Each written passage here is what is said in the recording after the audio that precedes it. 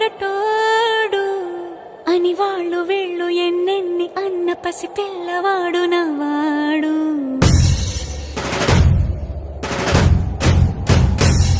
విడుముండోడు అని ఊరు వాడ అనుకున్న గాని మహారాజు నాకు నవ్వాడు.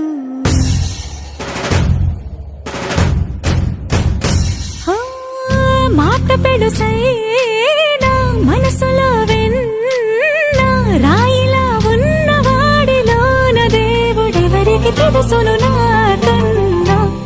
సూసేకి అగ్గిరవ్వ మాదిరే ఉంటాడు.